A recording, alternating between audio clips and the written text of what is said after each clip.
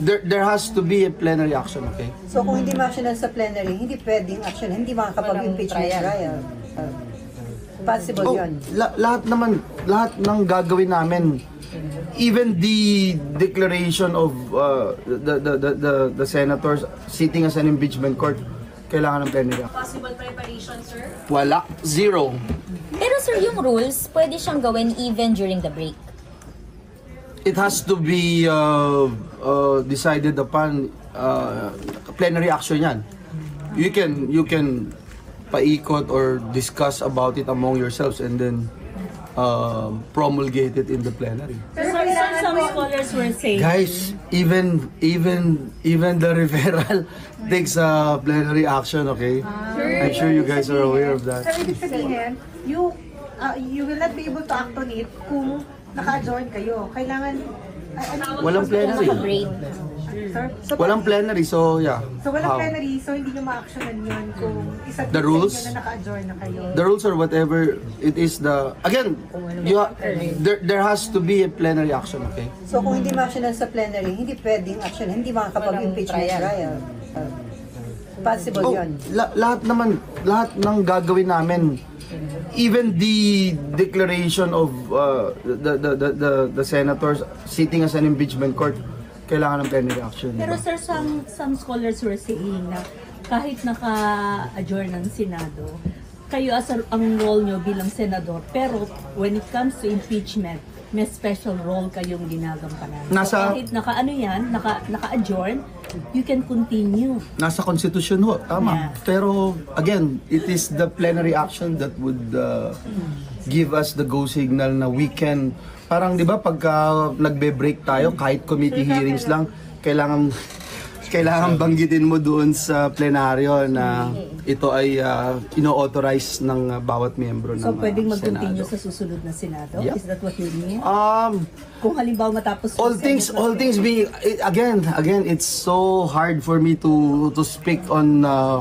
just ito anticipation na po pwede mangyari etc. Sa session mamaya na mag-reconvene kayo after ng itong kayo.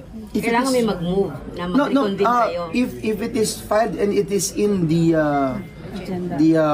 reference of business na sa agenda, automatic naman yun, di ba, na babasahin. Yes, sir. So, automatic din yun na i-refer. Di ba?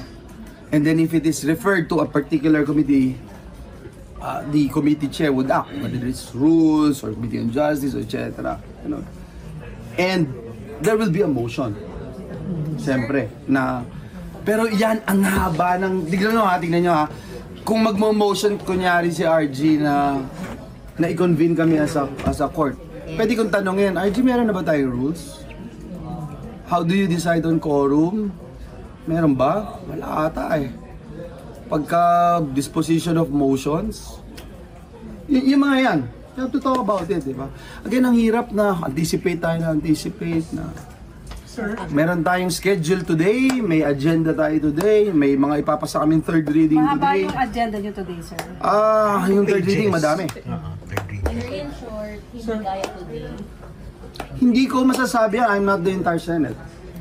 Assessment. Kaya kami dito, ayaw namin sirain yung pag-iisip namin sa aming focus ngayon kung ano yung nasa agenda namin, and we are not going to anticipate anything na baka bumagsak ang buwan mamaya or mabiyak yung lupa at saan tayo pupunta, nasang evacuation center.